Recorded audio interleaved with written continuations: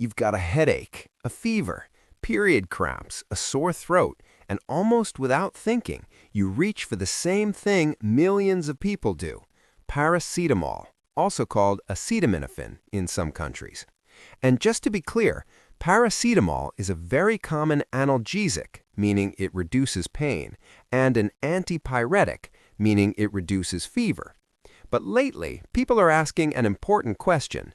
Wait, is paracetamol actually safe, or have we all been casually harming our liver? Let's talk about what's true, what's misunderstood, and how to use it safely, without panic. Why almost everyone uses paracetamol as a first choice. Paracetamol is kind of the default painkiller in many homes. It's common because it helps with pain and fever. It's usually gentle on the stomach compared to some other painkillers. It's sold everywhere: pharmacies, supermarkets, corner stores. It feels familiar, and familiarity makes it feel harmless. And most of the time, when used correctly, it is safe. 2. Why people are suddenly worried about it. The worry isn't random. It's because paracetamol overdose is one of the most common medicine overdoses, and it can cause severe liver damage. Here's the tricky part.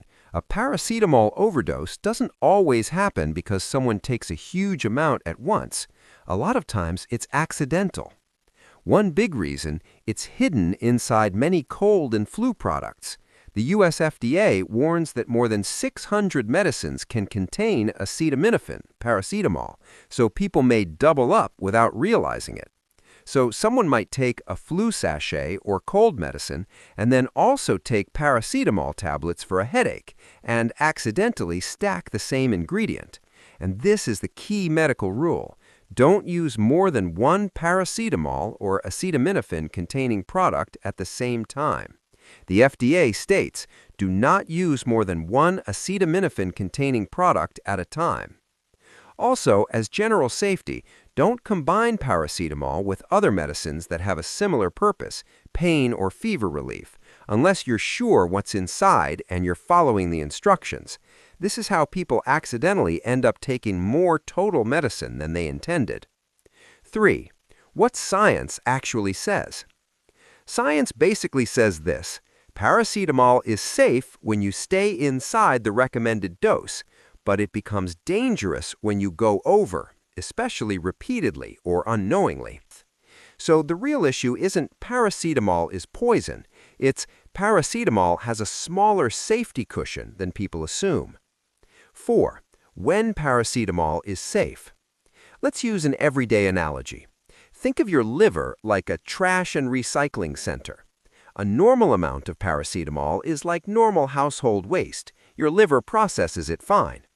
For healthy adults, the FDA says the maximum recommended total is 4,000 milligrams per day from all medicines combined.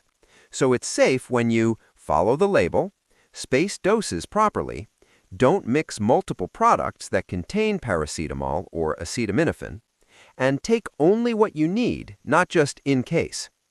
Also, if you're giving it to kids, never guess the dose. The FDA specifically says not to guess and to follow directions for children carefully.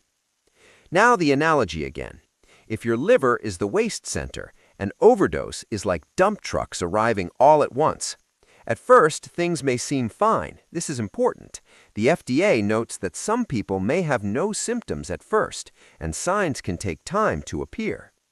Paracetamol becomes especially risky when you exceed the daily limit, sometimes by accident.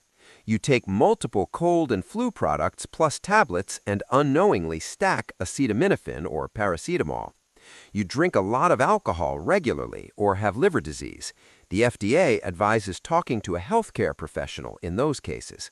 Quick, safe use checklist. Simple, not scary.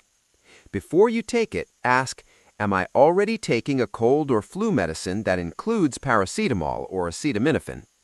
How many milligrams have I taken today total? Am I following the label exactly?